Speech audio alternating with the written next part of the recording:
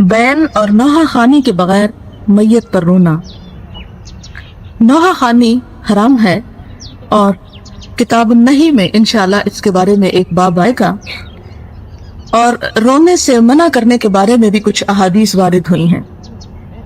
कि मैयत के पीछे रह जाने वाले अगर रोते हैं तो उससे मैयत को अजाब होता है। लेकिन उन अहादीस की तावील ये की गई है कि अगर मैयत इस बात की वसीयत करे कि मेरे बाद रोया जाए और बैन किए जाएं, तो उसका एक हिस्सा उस अजाब का मैयत को भी पहुंचता है। लेकिन अगर मैयत की ऐसी कोई ख्वाहिश ना हो और उसकी कोई ऐसी वसीयत ना हो तो उस पर फिर वो जिम्मेदार नहीं। लेकिन नौहा खानी और बैन के बगैर रोने के जवाज पर बहुत सी अहादीस मिलती हैं। पहली हदीस है अन इब्न उमर रज़ियल्लाहु अन्हुमा अन्न रसूलुल्लाह सल्लल्लाहु अलैहि वसल्लम आद सअद इब्न उबादता व मअहु अब्दुर्रहमान इब्न औफ व सअद इब्न अबी वक्कास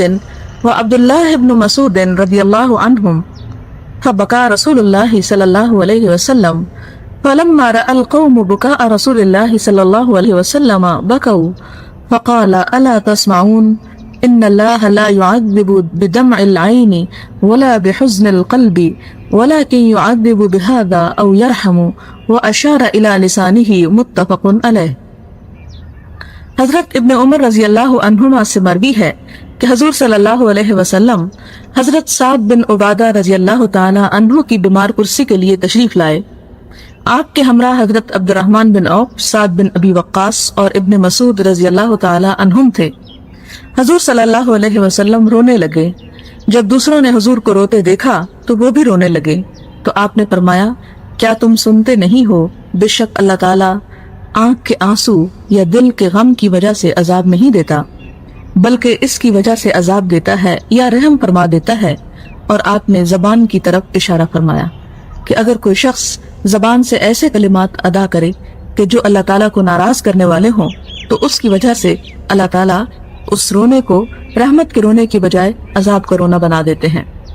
इससे ये पता चलता है कि मैयत के बाद ऐसे अल्फाज नहीं बोलने चाहिए कि जिससे अल्लाह ताला से किसी किस्म का कोई शिकवा किया जाए या उस मौत को कोई ज्यादती करार दिया जाए या उसे अपने हक में बदकिस्मती तस्वुर किया जाए, बल्कि हक ये है कि इंसान उसे अल्लाह ताला का फैसला समझकर उस पर राजी हो जाए और उसको कबूल कर ले।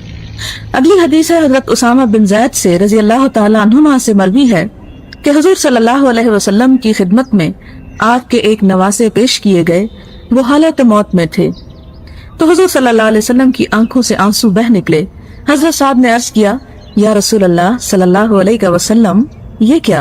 यानी आप भी रोते हैं? फरमाया, ये रहमत है जिसको अल्लाह ताला ने अपने बंदों के दिलों में पैदा फरमा दिया है, और बेशक अल्लाह ताला अपने रहम करने वाले बंदों पर रहम फरमाता है। यहाँ पर हम देखते हैं कि बतौर खास आप सल्लल्लाहु अलैहि वसल्लम एक छोटे बच्चे की वफात पर भी रो रहे हैं। अमूमन हमारे यहाँ जब शोक किया जाता है तो जवान की मौत पर ज्यादा किया जाता है, और बच्चा अगर कोई फौत हो जाए तो उस पर कोई रोता नहीं या उस पर कोई आंसू नहीं बहाता सिवाय उसके जो माँ है या बाप है। लेकिन आप सल्लल्लाहु अलैहि वसल्लम ने एक छोटे बच्चे की वफात को भी उतनी ही अहमियत दी जितने बड़े की अहमियत दी जा सकती है, और उस पर भी आपने गम मनाया, और गम मनाने का तरीका ये था कि आपकी आंखों से आंसू रवा थे। हजरत अनस से रवायत है कि हुजूर सल्लल्लाहु अलैहि वसल्लम अपने साहबजादे हजरत इब्राहिम के पास तशरीफ ले गए जब वो अपनी जान जाने आखिरी के सुपुर्द कर रहे थे, यानी नज़ा का आलम था। तो हुजूर सल्लल्लाहु अलैहि वसल्लम की आंखों से आंसू बह निकले। हजरत अब्दुर्रहमान बिन औफ रज़ियल्लाहु अन्हु ने अर्ज किया, या रसूल अल्लाह सल्लल्लाहु अलैहि वसल्लम, आप भी रो रहे हैं? फरमाया, ए इब्ने औफ, ये रहमत है, यानी आंख से आंसू का आना, दिल का नरम होना, ये अल्लाह ताला की तरफ से एक बंदे के लिए रहमत है। और अगर इंसान किसी की वफात पर और किसी के दुख पर रोता नहीं तो ये दिल की सख्ती है, और दिल की सख्ती इंसान की बदबख्ती की अलामत है। फिर आपने और आंसू बहाए तो फरमाया, आंख आंसू बहाती है, दिल गमजदा होता है, लेकिन हम वही कुछ कहते हैं जिससे हमारा रब राजी होता है। ए इब्राहिम, हम तेरी जुदाई पर गमजदा हैं। और मुस्लिम ने इसके कुछ हिस्से को रवायत किया है। इस बात के मुतालिक सिहाह यानी बुखारी और मुस्लिम में बकसरत अहादीस मौजूद हैं। अगला बाब है बाबुल कफ़ अम्मा युरा मिनल मय्यत मिन मकरूहिन, मय्यत की कोई नापसंदीदा चीज देखकर उसका जिक्र से बाज रहने का बयान। यानी अगर इंसान किसी मय्यत को नहलाए یا उसके दफन या जनाजे में शरीक हो और कोई उसके जिस्म पर ऐब देखे या उसकी शक्ल में या किसी किस्म की कोई चीज तो उसे दूसरों से बयान न करे। हजरत अबू राफे असलम जो हजरत मोहम्मद सल्लल्लाहु अलैहि वसल्लम के गुलाम हैं, उनसे मरवी है कि हुजूर सल्लल्लाहु अलैहि वसल्लम ने फरमाया, जिस आदमी ने किसी मैयत को गुस्ल दिया और उसके राज को पोशीदा रखा तो अल्लाह ताला 40 मरतबा उसकी मग़फ़िरत फरमाएगा। एक मुसलमान की इज्जत उसकी जिंदगी में भी उसकी हिफाजत करनी चाहिए। हुजूर सल्लल्लाहु अलैहि वसल्लम ने फरमाया, मन सतर मुस्लिमन सतरहुल्लाहु यौमल क़ियामा, जो शख्स किसी मुसलमान की दुनिया में पर्दापोशी करता है, यानी उसका ऐब अपनी आंखों से देखकर उसको छुपा जाता है, उसका जिक्र नहीं करता, उसकी शोहरत नहीं करता, तो उसका सिला अल्लाह ताला ये देते हैं कि क़यामत के दिन सतरहुल्लाहु यौमल क़ियामा, अल्लाह ताला उसकी ऐबपोशी कर देंगे, जबकि इंसान का कोई खुला और छुपा गुनाह छुपा न रह जाएगा। जब इंसान सबसे ज्यादा अपने गुनाहों को समेटने और ढांपने के लिए मोहताज होगा तो अल्लाह ताला उस वक्त अपने खास रहमत से उसके गुनाहों को छुपा दें। गुनाह इंसान के लिए इंसान की गंदगी की हैसियत रखते हैं। जैसे दुनिया में इंसान अपनी गंदगी से शर्माता है इसलिए कि वो एक मादी तौर पर वो चीज सामने नजर आती है। दुनिया में गुनाह के लिए विज़र का लफ्ज़ इस्तेमाल किया गया, आखिरत में भी, और विज़र उस बोझ को कहते हैं जो बज़ाहिर नजर नहीं आता। क़यामत के दिन गुनाह जो होंगे वो फिजिकल शक्ल में अपने एक जिस्म के साथ इंसान के सामने मौजूद होंगे और उस वक्त इंसान उनसे भागेगा, अपना दामन छुड़ाना चाहेगा कि ये मेरे से हट जाए, क्योंकि उस वक्त इंसान सिर्फ चंद लोगों के सामने नहीं पूरी दुनिया के सामने अया होगा और वो तमाम गुनाह या बुराइयां भी जो छुप कर इंसान करता है वो भी सबके सामने आ जाएंगी। लेकिन उस शख्स की बुराइयों को अल्लाह ताला फिर छुपा देंगे जो दुनिया में दूसरों के ऐब छुपा दिया करता था, किसी मजलिस में उसका जिक्र नहीं करता था। और खास तौर पर मरने के बाद, क्योंकि मरने और जिंदा का थोड़ा सा फर्क है। और वो फर्क क्यों है? जब इंसान जिंदा होता है और उसके बारे में कोई बुरी बात करता है तो वो खुद अपना दिफा कर लेता है, उसके लिए वो सफाई पेश कर लेता है कि मैंने ऐसा नहीं किया, या उसका कोई उज़र बहाना तलाश कर लेता है। लेकिन जब इंसान मर जाता है तो बिल्कुल बेबस हो जाता है, उसकी जबान बंद हो जाती है और उसका दिमाग खत्म हो जाता है कि वो किसी तरह अपने बारे में कोई सफाई पेश कर सके। इसलिए मैयत का ऐब छुपाने का अजर और भी ज्यादा है और वो फरमाया 40 मरतबा बख्शिश। और 40 मरतबा किस तरह कि आप देखें कि इंसान की मरने से लेकर जन्नत तक पहुंचने के दरमियान कई एक मरहले हैं। एक तो ऐन नज़ा के वक्त इंसान का मरहला कि उस वक्त इंसान अल्लाह ताला की बख्शिश का मोहताज होता है। फिर उसके बाद कब्र के अंदर जो है मुनकर नकीर आते हैं, उस वक्त बख्शिश का मुंतजिर है। फिर उसके बाद जब जी उठेगा दोबारा, फिर उस वक्त बख्शिश का मुंतजिर है। जब नामा अमाल हाथ में दिए जाएंगे, जब क्योंकि उस वक्त इंसान जब देखेगा कि उसके नामा अमाल ठीक नहीं है तो फौरन उनको छुपाने की कोशिश करेगा कि किसी को पता ना चले। फिर इसी तरह जब वो तोले जाएंगे फिर उस वक्त, फिर उसके बाद एक एक चीज का हिसाब होगा। सबसे पहले नमाजों का हिसाब होगा, फिर किसी और चीज का, फिर और चीज का। तो फरमाया कि 40 मरतबा उसको बख्शा जाएगा, यानी 40 टाइम्स, यानी 40 मौके ऐसे होंगे कि जहाँ उसको बख्श दिया जाए। गोया उसकी वो बख्शिश करते करते आखिर में उसको टोटली माफ कर दिया जाएगा। सवाल ये पैदा होता है कि मैयत का आखिर कौन सा ऐब ऐसा हो सकता है कि जो इंसान दूसरों के सामने बयान न करे। उसमें आप देखें कि जब इंसान मरता है तो मरने की तकलीफ के वक्त इंसान के जिस्म से कुछ ऐसी चीजें निकल सकती हैं कि जो काबिल नफरत हो सकती हैं, जिसे दूसरों के सामने बयान करना किसी की शर्म और किसी के हया को खोलने के बराबर है। उसका जिक्र नहीं करना चाहिए क्योंकि खौफ के साथ इंसान की कैफियत कुछ ऐसी हो सकती हैं। फिर इसी तरह यह है कि जैसा कि आप कुरान पाक में आयात पढ़ चुके हैं कि जिनमें ये जिक्र आता है कि कुछ ऐसे लोग होंगे कि जिनको मौत के वक्त जब फरिश्ते आते हैं तो उनके चेहरों पे और उनके पीठों पे मारते हैं, और यदरिबूना वजूहहुम व अदबारहुम का लफ्ज़ आता है, तो ज़र्ब कहते हैं मारने को। तो ज़ाहिर है कि जब मारा जाता है तो बाज़ औक़ात निशान भी रह जाते हैं और उसका जिक्र जो है वो नहीं करना चाहिए, क्योंकि इस तरह किसी के गुनाह को खोलना और किसी की हालत को बयान करना जो है वो बायस ऐब है। या इसी तरह कोई और खौफनाक चीज जो है वो मैयत से सामने आ सकती है। बाज़ औक़ात आपने पढ़ा होगा या सुना होगा कि कब्र खोदते हुए कोई ऐसी चीज सामने आ जाती है, और हमारे यहाँ तो मुश्किल है कि अखबारों में चर्चे होने लगते हैं। फिर तो ये तमाम चीजें जो है इस्लामी अखलाक के मुनाफी हैं। इसीलिए आप सल्लल्लाहु अलैहि वसल्लम ने फरमाया कि जब जनाजा तैयार हो जाए तो फौरन दफन करने वाली बात करो। अगर वो नेक है तो तुम उसे उसके अजर से क्यों रोक रहे हो? उसे अपनी जगह पहुंचने दो ताकि वो दुनिया के गमों से निजात पाकर वहाँ अपनी जजा पा सके, और अगर वो बुरा है तो उसे उसके अंजाम तक पहुंचने दो, तुम उसको अपने कंधों का बोझ मत बना के रखो। تو اس صورت میں اگر انسان کسی بھی سٹیج پر، کسی بھی مرحلے پر، کسی بھی حتیٰ کہ یہاں تک بھی منع کیا گیا کہ مردہ انسان کی بیک بائٹنگ نہیں کرنی چاہیے، اس کے پیچھے کوئی برائی نہیں کرنی چاہیے، صرف اس کی خوبیوں کو بیان کرنا چاہیے، کیونکہ ہر انسان کمزور ہے، ہر انسان سے کوئی نہ کوئی غلطی ہو سکتی ہے، اور بعض چیزیں ایسی ہوتی ہیں کہ جو ہمیں پسند نہیں لیکن دوسروں کی پسند ہو سکتی ہیں، تو اس میں ہمیں حق نہیں دیا گیا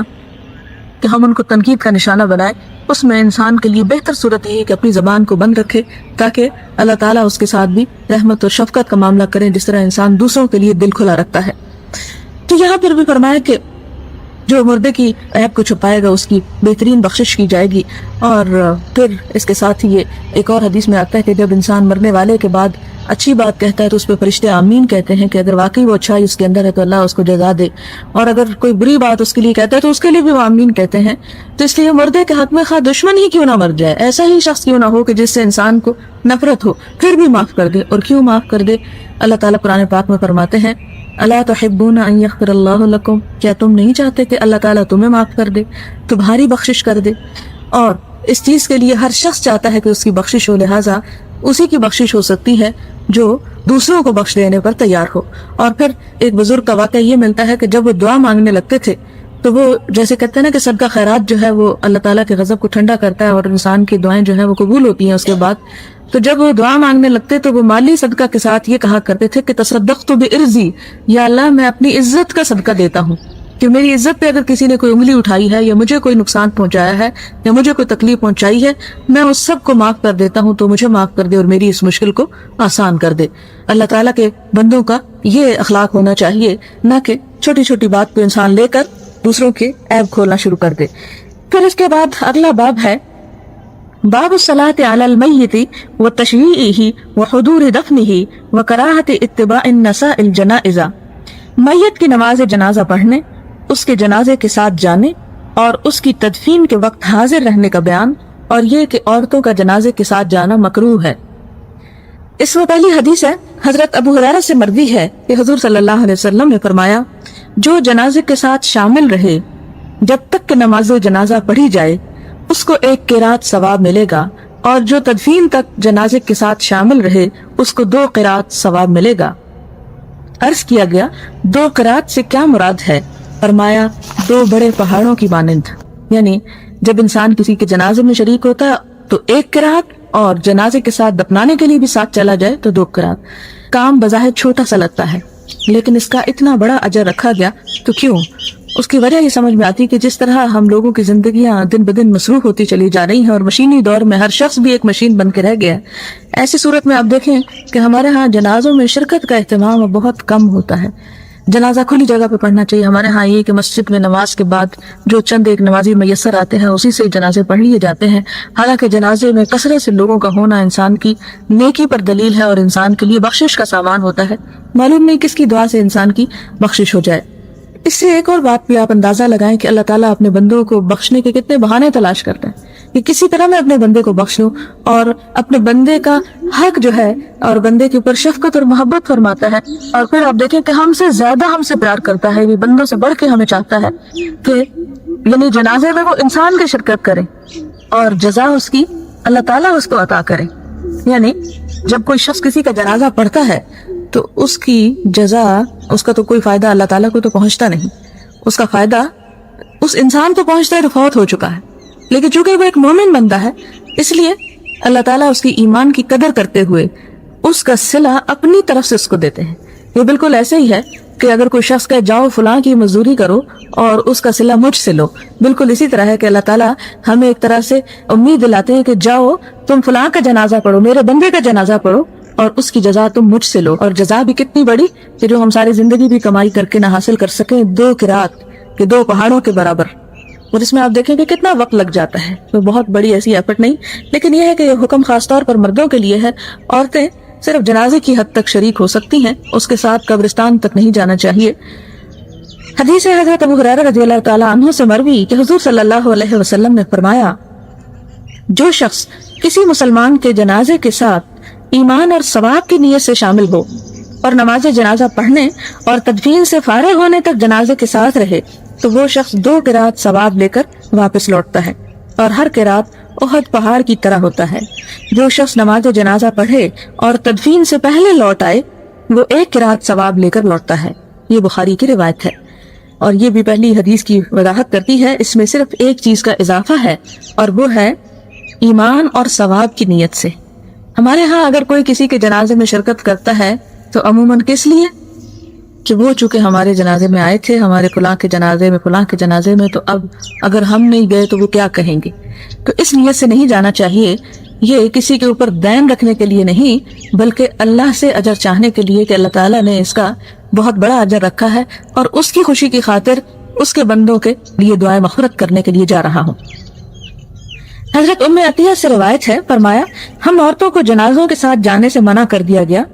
لیکن اس ممانعت میں ہم پر سختی نہیں کی گئی۔ ایسا نہیں کہ آپ صلی اللہ علیہ وسلم نے اس کو حرام قرار دیا ہو کہ بالکل ہی نہیں جا سکتی، نہیں، اگر کہیں ایسی مجبوری ہے، مثلا یہ کہ جنازہ قبرستان تک جا چکا ہے اور دفن کرنے کا وقت ہے، اور کوئی عورت جو ہے کسی اور شہر یا ملک سے دیر سے پہنچتی ہے، تو وہ اسے قبرستان تک جانے کا بھی حق ہے، اور اسے جا کے وہاں بھی میت کا منہ دیکھ سکتی ہے۔ یعنی ایسی سخت قید نہیں لگائی گئی، اگرچہ جنازہ صرف مردوں کے لیے پڑھنا ہی افضل ہے۔ باب استحباب تکثیر المصلین علی الجنازۃ وجعل صفوفہم ثلاثۃ فاکثر، زیادہ لوگوں کو نماز جنازہ میں شریک کرنے کے مستحب ہونے اور 3 یا 3 سے زیادہ صفیں بنانے کا بیان۔ حضرت عائشہ سے روایت ہے، فرماتی کہ حضور صلی اللہ علیہ وسلم نے فرمایا، جس میت پر مسلمانوں کی ایک جماعت نماز جنازہ پڑھے جن کی تعداد 100 تک پہنچتی ہو، اور ان میں سے ہر آدمی اس میت کی شفاعت کرے، سفارش کرے، یعنی دعا کرے، تو اللہ تعالیٰ اس میت کے معاملے میں ان کی شفاعت کو قبول فرماتا ہے۔ لیکن اس میں شرط یہ ہے کہ اخلاص نیت اور دل کے خلوص سے دعا شامل ہو، صرف رسم نبھانے کے لیے جنازے میں شریک نہ ہوا گیا ہو۔ پھر ہے حضرت ابن عباس سے مروی ہے، فرمایا میں نے حضور صلی اللہ علیہ وسلم کو یہ فرماتے سنا، جو مسلمان فوت ہو جائے اور 40 آدمی اس پر نماز جنازہ پڑھیں جو کسی کو اللہ تعالیٰ کا شریک نہ ٹھہراتے ہوں، تو اللہ تعالیٰ اس میت کے متعلق ان کی سفارش قبول فرماتا ہے۔ یعنی ایسے مسلمان کے جو نیک ہوں، 40 بھی ہوں تو کافی ہے، لیکن ان کی نیکی میں سب سے بڑی شرط یہ ہے کہ وہ کسی قسم کا شرک نہ کرتے ہوں، یعنی اللہ تعالیٰ کی ذات، اس کی صفات یا کسی چیز میں اس کو شریک نہ ٹھہراتے ہوں۔ مسلم کی حدیث تھی۔ اگلی حدیث ہے حضرت مرثد بن عبداللہ یزنی سے مروی ہے، فرمایا حضرت مالک بن حبیرہ رضی اللہ تعالی عنہ جب کسی میت کی نماز جنازہ پڑھتے اور محسوس فرماتے کہ جنازہ پڑھنے والوں کی تعداد کم ہے، تو لوگوں کو 3 صفوں میں تقسیم کر دیتے اور فرماتے، حضور صلی اللہ علیہ وسلم نے فرمایا، جس پر 3 صفیں نماز جنازہ پڑھیں اس کے لیے جنت ثابت ہو گئی۔ اس سے آپ دیکھیں کہ مسلمانوں کے اندر کتنا بہترین اخلاق پایا جاتا تھا کہ مرنے سے پہلے، یعنی زندگی میں تو ہمدردی اور خیر خواہی اپنی جگہ، لیکن مرنے کے بعد بھی خیر خواہی، کہ یہ حرص ہو کہ جو مرنے والا ہے اللہ تعالیٰ اس کو بخش دے، اس کے گناہوں کو معاف فرما دے، اور اس کے لیے جو بھی بندوبست ہو سکے وہ کرے۔ اور پہلی چیز یہ کہ آپ صلی اللہ علیہ وسلم کے فرمان کے مطابق جنازے کی 3 صفیں بنا دے۔ اب یہ ہے کہ جنازے میں پڑھا کیا جائے۔ باب ما یقرأ فی صلاۃ الجنازہ، اس میں تمہید کے طور پر لکھا ہے کہ 4 تکبیریں کہے، یعنی اللہ اکبر 4 مرتبہ ہوگا۔ پہلی تکبیر کے بعد اعوذ باللہ من الشیطان الرجیم پڑھے اور پھر سورۃ فاتحہ پڑھے، پھر دوسری تکبیر کہے اور پھر حضور صلی اللہ علیہ وسلم پر درود پڑھے اور کہے، اے اللہ درود بھیج محمد صلی اللہ علیہ وسلم اور ان کی آل پر، اللہم صلی علی محمد وعلی آل محمد۔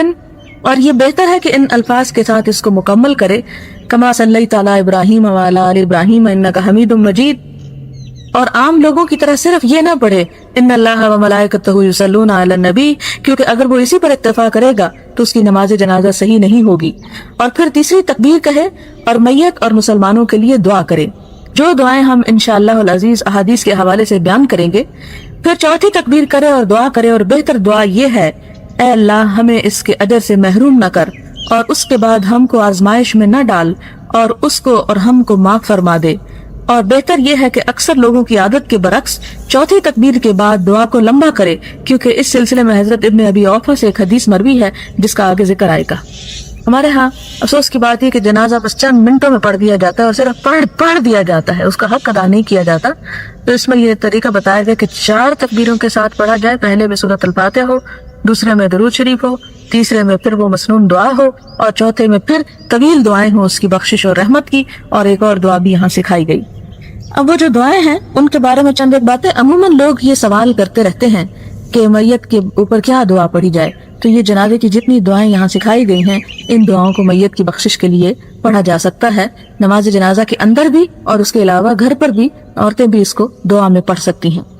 پہلی دعا ہے حضرت عبد الرحمن بن عوف بن مالک رضی اللہ عنہ سے مروی ہے کہ حضور صلی اللہ علیہ وسلم نے ایک میت کی نماز جنازہ پڑھی تو میں نے آپ سے دعا یاد کر لی۔ آپ نے دعا کی، اللہم اغفر لہ وارحمہ وعافہ واعف عنہ وأكرم نزله ووسع مدخله واغسله بالماء والثلج والبرد ونقه من الخطايا كما نقيت الثوب الأبيض من الدنس وأبدله دارا خيرا من داره وأهلا خيرا من أهله وزوجا خيرا من زوجه وأدخله الجنة وأعذه من عذاب القبر ومن عذاب النار حتى تمنيت أن أكون أنا ذلك الميت۔ اس دعا کا ترجمہ ہے، اے اللہ اس کو بخش دے، اس پر رحم فرما، اس کو اپنا فضل عطا کر، اس سے درگزر کر، جنت میں اس کا نصیب اچھا فرما، اس کی قبر کو وسیع فرما، اس کو پانی، اولوں اور برف سے غسل دے، اس کو گناہوں سے اسی طرح پاک فرما جس طرح تو سفید کپڑے کو میل سے پاک کر دیتا ہے، اور اس کو دنیا کے گھر کے عوض آخرت میں اچھا گھر عطا فرما، اس کو دنیا کے اہل خانہ کی نسبت اچھے اہل خانہ عطا فرما، اور اس کو دنیا کے ساتھی کے عوض اچھا ساتھی عطا فرما، اور اس کو جنت میں داخل فرما، اس کو قبر اور دوزخ کے عذاب سے پناہ عطا فرما۔ راوی کہتے ہیں آپ صلی اللہ علیہ وسلم جب یہ دعائیں پڑھ رہے تھے تو میرے دل میں یہ خواہش پیدا ہوئی، کاش یہ میت میں ہوتا، یعنی میرے لیے ایسی دعائیں حضور صلی اللہ علیہ وسلم کرتے۔ اگلی حدیث ہے، حضرت ابو ہریرہ، ابو قتادہ اور ابراہیم اشہلی اپنے باپ سے اور ان کے باپ صحابی ہیں رضی اللہ تعالی عنہم، حضور صلی اللہ علیہ وسلم سے روایت کرتے ہیں کہ آپ نے ایک میت کی نماز جنازہ پڑھی اور دعا کی، اللہم اغفر لحینا ومیتنا وصغیرنا وکبیرنا وذکرنا وانثانا وشاہدنا وغائبنا، اللہم من احییتہ منا وأحيه على الإسلام ومن توفيته منا فتوفه على الإيمان اللهم لا تحرمنا أجره ولا تفتنا بعده۔ اے اللہ معاف فرما دے ہمارے زندوں کو اور ہمارے مردوں کو بھی، ہمارے چھوٹوں کو بھی اور ہمارے بڑوں کو بھی، ہمارے مردوں کو بھی اور ہماری عورتوں کو بھی، ہمارے جو لوگ حاضر ہیں ان کو بھی اور جو موجود نہیں ہیں یعنی جنازہ نہیں پڑھنے آئے ان کو بھی۔ اے اللہ ہم کو اس کے اجر سے محروم نہ کر اور ہمیں اس کے بعد آزمائش میں مبتلا نہ فرما، یعنی یہ اپنے ایمان کی سلامتی کے ساتھ چلا گیا ہے، ہمیں بھی ایمان پر قائم رکھ۔ اور جہاں تک اس بات کا تعلق ہے کہ ہم کو اس کے اجر سے محروم نہ رکھ، تو مراد یہ ہے کہ اس نے جو نیک کام کیے ہیں اور ان پر جو اجر اس نے پایا ہے ہمیں بھی اس کا ایک حصہ عطا فرما اور اس کی نیکیوں کو اس کے لیے صدقہ جاریہ بنا۔ اگلی حدیث ہے حضرت ابو ہریرہ سے، فرمایا میں نے حضور صلی اللہ علیہ وسلم کو یہ فرماتے سنا، جب تم میت کی نماز جنازہ پڑھو تو اس کے لیے خلوص دل سے دعا کرو۔ ہمارے ہاں فاتحہ بھی پڑھی جاتی ہے، دعائیں بھی پڑھی جاتی ہیں، لیکن سب لوگ بس اوپرے دل سے ایک رسم پوری کر رہے ہوتے ہیں، سوائے چند ایک کہ جو واقعی حقیقی معنوں میں اس کے ساتھ کوئی ہمدردی اور خلوص رکھتے ہوں۔ لہٰذا یہ انتہائی ضروری ہے کہ دعا ہو اور دعا کے ساتھ خلوص نیت بھی ہو۔ حضرت ابو ہریرہ سے مروی ہے، وہ نماز جنازہ کے سلسلے میں حضور صلی اللہ علیہ وسلم سے روایت کرتے ہیں کہ آپ نے دعا کی، اللہم انت ربھا وانت خلقتھا وانت ہدیتھا للاسلام وانت قبضت روحھا وانت اعلم بسرھا وعلانیتھا وقد جئناک شفعاء لہ فاغفر لہ۔ اس دعا کا ترجمہ ہے، اے اللہ تو ہی اس کا پروردگار ہے، تو نے ہی اس کو پیدا فرمایا، تو نے ہی اس کو اسلام کی راہ دکھائی، تو نے ہی اس کی روح کو قبض کیا، تو ہی اس کے ظاہر اور باطن کو سب سے زیادہ جانتا ہے، تو ہی اس کے ظاہر اور باطن کو سب سے زیادہ جانتا ہے، ہم اس کی سفارش کے لیے تیرے پاس حاضر ہوئے ہیں، تو اس کو معاف کر دے۔ یہ ایک خوبصورت دعا ہے میت کے لیے۔ حضرت واصلہ بن اسقا سے روایت ہے، فرمایا حضور صلی اللہ علیہ وسلم نے ہمیں ایک مسلمان آدمی کی نماز جنازہ پڑھائی تو میں نے آپ کو یہ دعا کرتے سنا، اللہم ان فلان ابن فلان فی ذمتک وحبل جوارک فقہ فتنة القبر وعذاب النار وانت اہل الوفاء والحمد اللہم فاغفر لہ وارحمہ انک انت الغفور الرحیم۔ اے اللہ فلاں بن فلاں یعنی نام لے کر کہے تیرے ذمے اور تیری ہمسائیگی کے رشتے میں ہے، یعنی اب وہ تیرے پاس آ گیا ہم سے دور ہو کر، اس کی قبر کو آزمائش اور آگ کے عذاب سے محفوظ رکھ، تو ہی وفا اور تعریف والا ہے، وفا والا یعنی اپنے وعدے کو پورا کرنے والا ہے۔ اے اللہ اس کو معاف فرما دے اور اس پر رحم کر، بے شک تو ہی معاف فرمانے والا اور رحم کرنے والا ہے۔ یہ بھی کیا جا سکتا ہے کہ اگر کوئی عزیز رشتہ دار فوت ہو جائے تو ان تمام دعاؤں کو انسان اکٹھا کر لے اور ساری کی ساری اس کے لیے خلوص نیت کے ساتھ پڑھ دے۔ حضرت عبداللہ بن عوف رضی اللہ تعالیٰ عنہما سے مروی ہے کہ انہوں نے اپنی بیٹی کی نماز جنازہ میں 4 تکبیریں کہیں۔ یہ بیٹی کی روایت خاص طور پر اس لیے آئی کہ مرد اور عورت کی نماز جنازہ میں کوئی فرق نہیں، یہ نہ کوئی کہے کہ مرد کی تو 4 تکبیروں سے اور عورت کی 2 تکبیروں سے، نہیں، آپ کی بیٹی کی مثال دے کر فرمایا گیا کہ ان کے لیے بھی 4 تکبیریں کہی گئیں۔ چوتھی تکبیر کے بعد آپ نے اتنا قیام کیا جتنا قیام 2 تکبیروں کے درمیان کیا جاتا ہے۔ آپ اس میت کے لیے استغفار اور دعا کرتے رہے، پھر فرمایا حضور صلی اللہ علیہ وسلم اسی طرح کیا کرتے تھے۔ ایک اور روایت میں ہے آپ نے 4تھی تکبیر کہی اور کچھ دیر ٹھہرے رہے، حتیٰ کہ میں نے گمان کیا کہ آپ 5ویں تکبیر کہیں گے۔ پھر انہوں نے دائیں جانب اور بائیں جانب سلام پھیرا۔ جب وہ پلٹے تو ہم نے عرض کیا یہ کیا؟ فرمایا میں تمہارے سامنے اس سے زیادہ کچھ نہیں کرتا جتنا میں نے حضور صلی اللہ علیہ وسلم کو کرتے دیکھا، یا فرمایا کہ حضور صلی اللہ علیہ وسلم نے اسی طرح کیا۔ ان احادیث کو پڑھتے ہوئے ایک بات آپ یہ ذہن میں رکھیں کہ جنازہ ایک مسلمان کا حق ہے۔ نماز جنازہ کا طریقہ قرآن پاک میں کہیں نہیں لکھا ہوا، اس کے لیے بھی ہمیں سنت رسول صلی اللہ علیہ وسلم سے استفادے کی ضرورت ہوتی ہے، اور اسی طرح جنازہ پڑھنا چاہیے جیسے کہ آپ نے پڑھا۔ اس میں آپ دیکھیں کہ کھڑے ہو کر جنازہ پڑھا جاتا ہے، بیٹھ کر یا اس میں رکوع نہیں کیا جاتا، اس میں سجدہ نہیں کیا جاتا۔ اور سجدہ کیوں نہیں کیا جاتا؟ کیونکہ میت کو سامنے رکھا جاتا ہے اور سامنے رکھ کر اس کے لیے دعا کی جاتی ہے۔ بین اور نوحہ خوانی کے بغیر میت پر رونا۔ نوحہ خوانی حرام ہے، اور کتاب النہی میں انشاءاللہ اس کے بارے میں ایک باب آئے گا، اور رونے سے منع کرنے کے بارے میں بھی کچھ احادیث وارد ہوئی ہیں کہ میت کے پیچھے رہ جانے والے اگر روتے ہیں تو اس سے میت کو عذاب ہوتا ہے۔ لیکن ان احادیث کی تعویل یہ کی گئی ہے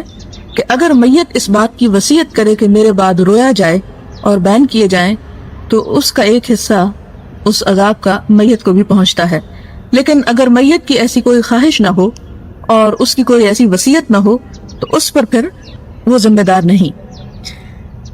لیکن نوحہ خوانی اور بیان کے بغیر رونے کے جواز پر بہت سی احادیث ملتی ہیں۔ پہلی حدیث ہے عن ابن عمر رضی اللہ عنہما ان رسول اللہ صلی اللہ علیہ وسلم عاد سعد بن عبادہ ومعه عبد الرحمن بن عوف وسعد بن ابی وقاص وعبد اللہ بن مسعود رضی اللہ عنہم فبكى رسول الله صلى الله عليه وسلم فلما رأى القوم بكاء رسول الله صلى الله عليه وسلم بكوا فقال ألا تسمعون إن الله لا يعذب بدمع العين ولا بحزن القلب ولكن يعذب بهذا أو يرحم وأشار إلى لسانه متفق عليه۔ حضرت ابن عمر رضی اللہ عنہما سے مروی ہے کہ حضور صلی اللہ علیہ وسلم حضرت سعد بن عبادہ رضی اللہ تعالی عنہ کی بیمار کرسی کے لیے تشریف لائے۔ آپ کے ہمراہ حضرت عبد الرحمن بن عوف، سعد بن ابی وقاص اور ابن مسعود رضی اللہ تعالی عنہم تھے۔ حضور صلی اللہ علیہ وسلم رونے لگے۔ جب دوسروں نے حضور کو روتے دیکھا تو وہ بھی رونے لگے، تو آپ نے فرمایا کیا تم سنتے نہیں ہو بے شک اللہ تعالیٰ آنکھ کے آنسو یا دل کے غم کی وجہ سے عذاب نہیں دیتا، بلکہ اس کی وجہ سے عذاب دیتا ہے یا رحم فرما دیتا ہے۔ اور آپ نے زبان کی طرف اشارہ فرمایا کہ اگر کوئی شخص زبان سے ایسے کلمات ادا کرے کہ جو اللہ تعالیٰ کو ناراض کرنے والے ہوں تو اس کی وجہ سے اللہ تعالیٰ اس رونے کو رحمت کے رونے کی بجائے عذاب کا رونا بنا دیتے ہیں۔ اسے یہ پتہ چلتا ہے کہ میت کے بعد ایسے الفاظ نہیں بولنے چاہیے کہ جس سے اللہ تعالیٰ سے کسی قسم کا کوئی شکوہ کیا جائے یا اس موت کو کوئی زیادتی قرار دیا جائے یا اسے اپنے حق میں بدقسمتی تصور کیا جائے، بلکہ حق یہ ہے کہ انسان اسے اللہ تعالیٰ کا فیصلہ سمجھ کر اس پر راضی ہو جائے اور اس کو قبول کر لے۔ اگلی حدیث ہے حضرت اسامہ بن زید سے رضی اللہ تعالیٰ عنہما سے مروی ہے کہ حضور صلی اللہ علیہ وسلم کی خدمت میں آپ کے ایک نواسے پیش کیے گئے، وہ حالت موت میں تھے، تو حضور صلی اللہ علیہ وسلم کی آنکھوں سے آنسو بہ نکلے۔ حضرت صاحب نے عرض کیا یا رسول اللہ صلی اللہ علیہ وسلم یہ کیا، یعنی آپ بھی روتے ہیں؟ فرمایا یہ رحمت ہے جس کو اللہ تعالیٰ نے اپنے بندوں کے دلوں میں پیدا فرما دیا ہے، اور بے شک اللہ تعالیٰ اپنے رحم کرنے والے بندوں پر رحم فرماتا ہے۔ یہاں پر ہم دیکھتے ہیں کہ بطور خاص آپ صلی اللہ علیہ وسلم ایک چھوٹے بچے کی وفات پر بھی رو رہے ہیں۔ عموماً ہمارے ہاں جب سوگ کیا جاتا ہے تو جوان کی موت پر زیادہ کیا جاتا ہے، اور بچہ اگر کوئی فوت ہو جائے تو اس پر کوئی روتا نہیں یا اس پر کوئی آنسو نہیں بہاتا سوائے اس کے جو ماں ہے یا باپ ہے. لیکن آپ صلی اللہ علیہ وسلم نے ایک چھوٹے بچے کی وفات کو بھی اتنی ہی اہمیت دی جتنے بڑے کی اہمیت دی جا سکتی ہے، اور اس پر بھی آپ نے غم منایا، اور غم منانے کا طریقہ یہ تھا کہ آپ کی آنکھوں سے آنسو رواں تھے. حضرت انس سے روایت ہے کہ حضور صلی اللہ علیہ وسلم اپنے صاحبزادے حضرت ابراہیم کے پاس تشریف لے گئے جب وہ اپنی جان آخری کے سپرد کر رہے تھے، یعنی نزع کا عالم تھا. تو حضور صلی اللہ علیہ وسلم کی آنکھوں سے آنسو بہ نکلے. حضرت عبد الرحمن بن عوف رضی اللہ عنہ نے عرض کیا، یا رسول اللہ صلی اللہ علیہ وسلم، آپ بھی رو رہے ہیں؟ فرمایا، اے ابن عوف، یہ رحمت ہے، یعنی آنکھ سے آنسو کا آنا، دل کا نرم ہونا، یہ اللہ تعالیٰ کی طرف سے ایک بندے کے لیے رحمت ہے. اور اگر انسان کسی کی وفات پر اور کسی کے دکھ پر روتا نہیں تو یہ دل کی سختی ہے، اور دل کی سختی انسان کی بدبختی کی علامت ہے. پھر آپ نے اور آنسو بہائے تو فرمایا، آنکھ آنسو بہاتی ہے، دل غم زدہ ہوتا ہے، لیکن ہم وہی کچھ کہتے ہیں جس سے ہمارا رب راضی ہوتا ہے. اے ابراہیم، ہم تیری جدائی پر غم زدہ ہیں. اور مسلم نے اس کے کچھ حصے کو روایت کیا ہے. اس بات کے متعلق صحاح یعنی بخاری اور مسلم میں بکثرت احادیث موجود ہیں. اگلا باب ہے باب الکف اما یرا من المیت من مکروہ، میت کی کوئی ناپسندیدہ چیز دیکھ کر اس کا ذکر سے باز رہنے کا بیان. یعنی اگر انسان کسی میت کو نہلائے یا اس کے دفن یا جنازے میں شریک ہو اور کوئی اس کے جسم پر عیب دیکھے یا اس کی شکل میں یا کسی قسم کی کوئی چیز، تو اسے دوسروں سے بیان نہ کرے. حضرت ابو رافع اسلم جو حضرت محمد صلی اللہ علیہ وسلم کے غلام ہیں، ان سے مروی ہے کہ حضور صلی اللہ علیہ وسلم نے فرمایا، جس آدمی نے کسی میت کو غسل دیا اور اس کے راز کو پوشیدہ رکھا تو اللہ تعالیٰ 40 مرتبہ اس کی مغفرت فرمائے گا. ایک مسلمان کی عزت اس کی زندگی میں بھی اس کی حفاظت کرنی چاہیے. حضور صلی اللہ علیہ وسلم نے فرمایا، من ستر مسلمن سترہ اللہ یوم القیامہ، جو شخص کسی مسلمان کی دنیا میں پردہ پوشی کرتا ہے، یعنی اس کا عیب اپنی آنکھوں سے دیکھ کر اس کو چھپا جاتا ہے، اس کا ذکر نہیں کرتا، اس کی شہرت نہیں کرتا، تو اس کا صلہ اللہ تعالیٰ یہ دیتے ہیں کہ قیامت کے دن سترہ اللہ یوم القیامہ، اللہ تعالیٰ اس کی عیب پوشی کر دیں گے، جبکہ انسان کا کوئی کھلا اور چھپا گناہ چھپا نہ رہ جائے گا. جب انسان سب سے زیادہ اپنے گناہوں کو سمیٹنے اور ڈھانپنے کے لیے محتاج ہوگا تو اللہ تعالیٰ اس وقت اپنے خاص رحمت سے اس کے گناہوں کو چھپا دیں. گناہ انسان کے لیے انسان کی گندگی کی حیثیت رکھتے ہیں. جیسے دنیا میں انسان اپنی گندگی سے شرماتا ہے اس لیے کہ وہ ایک مادی طور پر وہ چیز سامنے نظر آتی ہے. دنیا میں گناہ کے لیے وزر کا لفظ استعمال کیا گیا، آخرت میں بھی، اور وزر اس بوجھ کو کہتے ہیں جو بظاہر نظر نہیں آتا. قیامت کے دن گناہ جو ہوں گے وہ فزیکل شکل میں اپنے جسم کے ساتھ انسان کے سامنے موجود ہوں گے، اور اس وقت انسان ان سے بھاگے گا، اپنا دامن چھڑانا چاہے گا کہ یہ میرے سے ہٹ جائے، کیونکہ اس وقت انسان صرف چند لوگوں کے سامنے نہیں پوری دنیا کے سامنے عیاں ہوگا، اور وہ تمام گناہ یا برائیاں بھی جو چھپ کر انسان کرتا ہے وہ بھی سب کے سامنے آ جائیں گی. لیکن اس شخص کی برائیوں کو اللہ تعالیٰ پھر چھپا دیں گے جو دنیا میں دوسروں کے عیب چھپا دیا کرتا تھا، کسی مجلس میں اس کا ذکر نہیں کرتا تھا. اور خاص طور پر مرنے کے بعد، کیونکہ مرنے اور زندہ کا تھوڑا سا فرق ہے. اور وہ فرق کیوں ہے؟ جب انسان زندہ ہوتا ہے اور اس کے بارے میں کوئی بری بات کرتا ہے تو وہ خود اپنا دفاع کر لیتا ہے، اس کے لیے وہ صفائی پیش کر لیتا ہے کہ میں نے ایسا نہیں کیا، یا اس کا کوئی عذر بہانہ تلاش کر لیتا ہے. لیکن جب انسان مر جاتا ہے تو بالکل بے بس ہو جاتا ہے، اس کی زبان بند ہو جاتی ہے اور اس کا دماغ ختم ہو جاتا ہے کہ وہ کسی طرح اپنے بارے میں کوئی صفائی پیش کر سکے. اس لیے میت کا عیب چھپانے کا اجر اور بھی زیادہ ہے، اور وہ فرمایا 40 مرتبہ بخشش. اور 40 مرتبہ کس طرح کہ آپ دیکھیں کہ انسان کی مرنے سے لے کر جنت تک پہنچنے کے درمیان کئی ایک مرحلے ہیں. ایک تو عین نزع کے وقت انسان کا مرحلہ کہ اس وقت انسان اللہ تعالیٰ کی بخشش کا محتاج ہوتا ہے. پھر اس کے بعد قبر کے اندر جو منکر نکیر آتے ہیں اس وقت بخشش کا منتظر ہے. پھر اس کے بعد جب جی اٹھے گا دوبارہ پھر اس وقت بخشش کا منتظر ہے. جب نامہ اعمال ہاتھ میں دیے جائیں گے، کیونکہ اس وقت انسان جب دیکھے گا کہ اس کے نامہ اعمال ٹھیک نہیں ہے تو فوراً ان کو چھپانے کی کوشش کرے گا کہ کسی کو پتہ نہ چلے. پھر اسی طرح جب وہ تولے جائیں گے پھر اس کے بعد ایک ایک چیز کا حساب ہوگا. سب سے پہلے نمازوں کا حساب ہوگا، پھر کسی اور چیز کا، پھر اور چیز کا. تو فرمایا کہ 40 مرتبہ اس کو بخشا جائے گا، یعنی 40 ٹائمز، یعنی 40 مواقع ایسے ہوں گے کہ جہاں اس کو बख्श दिया जाए, गोया उसकी वो बख्शिश करते करते आखिर में उसको टोटली माफ कर दिया जाएगा। सवाल ये पैदा होता है कि मैयत का आखिर कौन सा ऐब ऐसा हो सकता है कि जो इंसान दूसरों के सामने बयान न करे।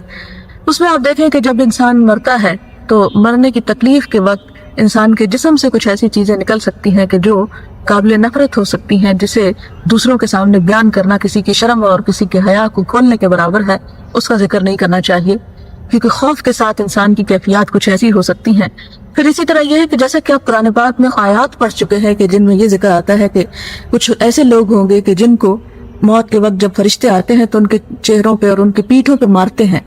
और यदरिबूना वजूहहुम व अदबारहुम का लफ्ज़ आता है, तो ज़र्ब कहते हैं मारने को। तो ज़ाहिर है कि जब मारा जाता है तो बाज़ औक़ात निशान भी रह जाते हैं, और उसका जिक्र जो है वो नहीं करना चाहिए, क्योंकि इस तरह किसी के गुनाह को खोलना और किसी की हालत को बयान करना जो है वो बाइस ऐब है। या इसी तरह कोई और खौफनाक चीज़ जो है वो मैयत से सामने आ सकती है। बाज़ औक़ात आपने पढ़ा होगा या सुना होगा कि कब्र खोदते हुए कोई ऐसी चीज़ सामने आ जाती है, और हमारे यहाँ तो मुश्किल है कि अखबारों में चर्चे होने लगते हैं फिर। तो ये तमाम चीज़ें जो है इस्लामी अखलाक के मुनाफी हैं। इसीलिए आप सल्लल्लाहु अलैहि वसल्लम ने फरमाया कि जब जनाजा तैयार हो जाए तो फौरन दफन करने वाली बात करो। अगर वो नेक है तो तुम उसे उसके अजर से क्यों रोक रहे हो, उसे अपनी जगह पहुंचने दो ताकि वो दुनिया के गमों से निजात पाकर वहाँ अपनी जजा पा सके। और अगर वो बुरा है तो उसे उसके अंजाम तक पहुंचने दो, तुम उसको अपने कंधों का बोझ मत बना के रखो। तो इस सूरत में अगर इंसान किसी भी स्टेज पर, किसी भी मरहले पर, किसी भी हत्ता के यहाँ तक भी मना किया गया कि मुर्दा इंसान की बैक बाइटिंग नहीं करनी चाहिए, उसके पीछे कोई बुराई नहीं करनी चाहिए, सिर्फ उसकी खूबियों को बयान करना चाहिए, क्योंकि हर इंसान कमजोर है, हर इंसान से कोई ना कोई गलती हो सकती है, और बाज़ चीजें ऐसी होती हैं कि जो हमें पसंद नहीं लेकिन दूसरों की पसंद हो सकती है। तो उसमें हमें हक नहीं दिया गया कि हम उनको तनकीद का निशाना बनाएं। उसमें इंसान के लिए बेहतर सूरत यही है कि अपनी ज़बान को बंद रखे, ताकि अल्लाह ताला उसके साथ भी रहमत और शफकत का मामला करें, जिस तरह इंसान दूसरों के लिए दिल खुला रखता है। तो यहाँ पर भी फरमाया कि जो मुर्दे की ऐब को छुपाएगा उसकी बेहतरीन बख्शिश की जाएगी। और फिर इसके साथ ही ये एक और हदीस में आता है कि जब इंसान मरने वाले के बाद अच्छी बात कहता है तो उस पर फरिश्ते आमीन कहते हैं कि अगर वाकई वो अच्छाई उसके अंदर है तो अल्लाह उसको जज़ा दे, और अगर कोई बुरी बात उसके लिए कहता है तो उसके लिए भी वो आमीन कहते हैं। तो इसलिए मुर्दे के हक में खा दुश्मन ही क्यों ना मर जाए, ऐसा ही शख्स क्यों ना हो कि जिससे इंसान को नफरत हो, फिर भी माफ कर दे। और क्यों माफ कर दे? अल्लाह ताला कुरान पाक में फरमाते हैं, अला तुहिब्बूना अन यग़फ़िरल्लाहु लकुम, क्या तुम नहीं चाहते कि अल्लाह ताला तुम्हें माफ कर दे, तुम्हारी बख्शिश कर दे। और इस चीज के लिए हर शख्स चाहता है कि उसकी बख्शिश हो, लिहाजा उसी की बख्शिश हो सकती है जो दूसरों को बख्श देने पर तैयार हो। और फिर एक बुजुर्ग का वाक़या ये मिलता है कि जब वो दुआ मांगने लगते थे तो वो जैसे कहते हैं ना कि सदका खैरात जो है वो अल्लाह ताला के गजब को ठंडा करता है और इंसान की दुआएं जो है वो कबूल होती हैं उसके बाद।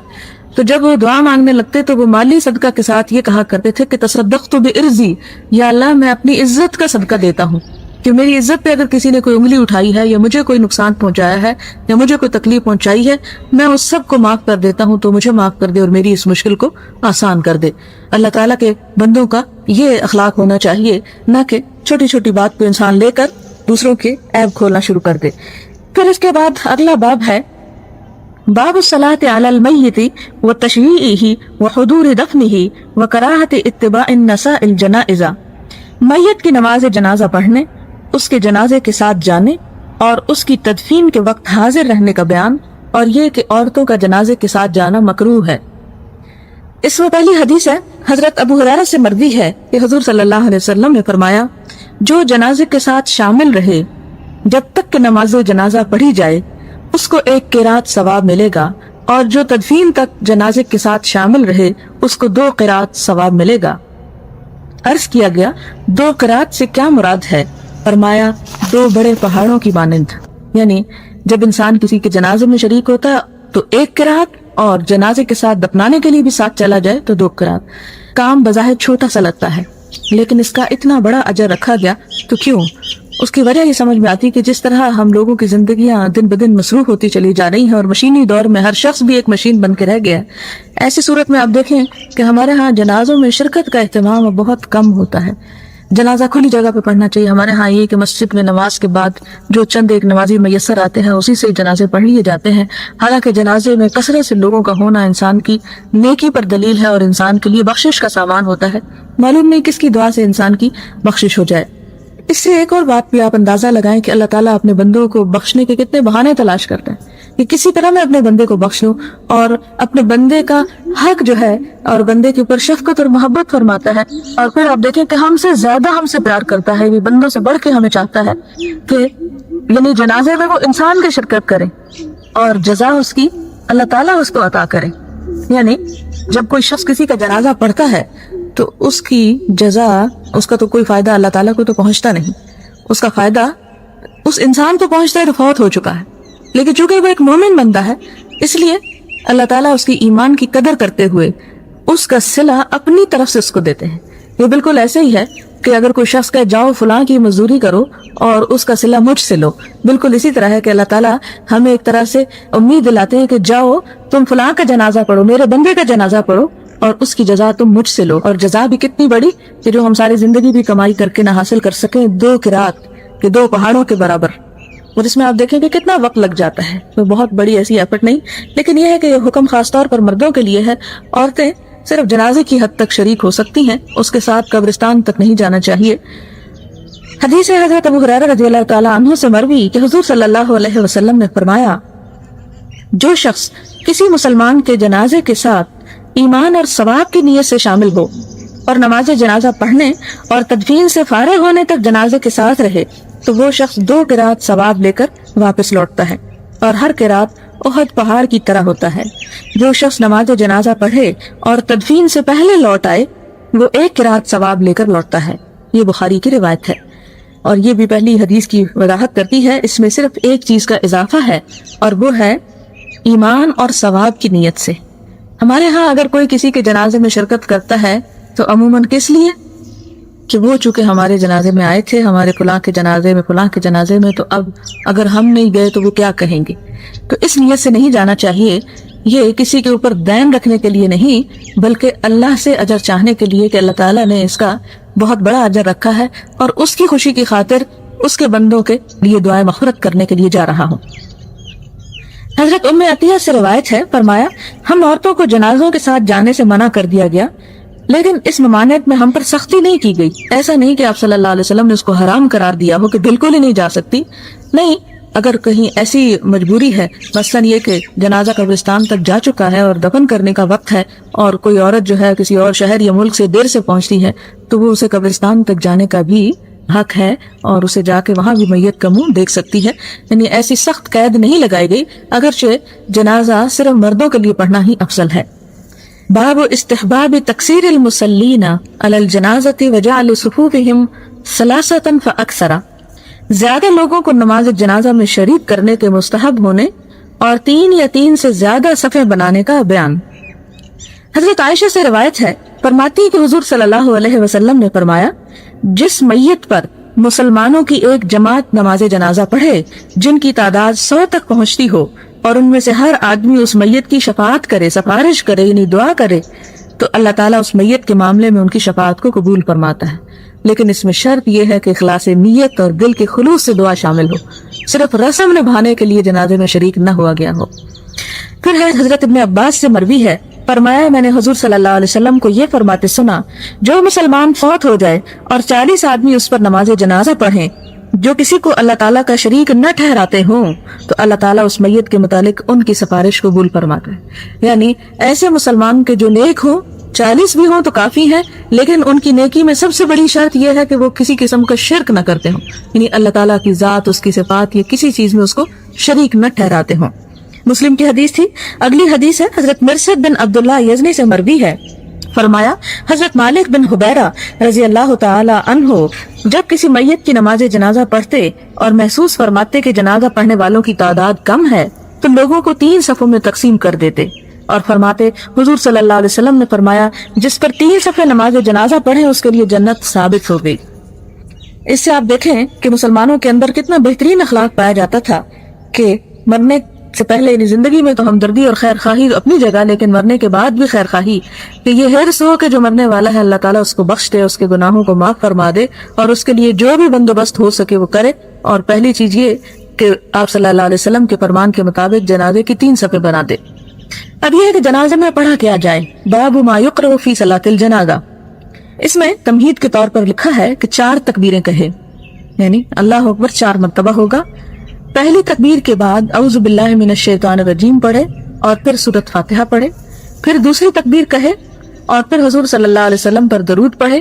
اور کہے اے اللہ درود بھیج محمد صلی اللہ علیہ وسلم اور ان کی آل پر، اللہم صلی علی محمد وعلی آل محمد. اور یہ بہتر ہے کہ ان الفاظ کے ساتھ اس کو مکمل کرے، کما صلیت علی ابراہیم وعلی آل ابراہیم انک حمید مجید. اور عام لوگوں کی طرح صرف یہ نہ پڑھے ان اللہ و ملائکتہ یصلون علی النبی، کیونکہ اگر وہ اسی پر اکتفا کرے گا تو اس کی نماز جنازہ صحیح نہیں ہوگی. اور پھر تیسری تکبیر کہے اور میت اور مسلمانوں کے لیے دعا کرے، جو دعائیں ہم انشاءاللہ العزیز احادیث کے حوالے سے بیان کریں گے. پھر چوتھی تکبیر کرے اور دعا کرے، اور بہتر دعا یہ ہے اے اللہ ہمیں اس کے اجر سے محروم نہ کر، اور اس کے بعد ہم کو آزمائش میں نہ ڈال، اور اس کو اور ہم کو معاف فرما دے. اور بہتر یہ ہے کہ اکثر لوگوں کی عادت کے برعکس چوتھی تکبیر کے بعد دعا کو لمبا کرے، کیونکہ اس سلسلے میں حضرت ابن ابی اوفا سے ایک حدیث مروی ہے جس کا آگے ذکر آئے گا. ہمارے ہاں افسوس کی بات یہ کہ جنازہ بس چند منٹوں میں پڑھ دیا جاتا ہے، اور صرف پڑھ دیا جاتا ہے، اس کا حق ادا نہیں کیا جاتا.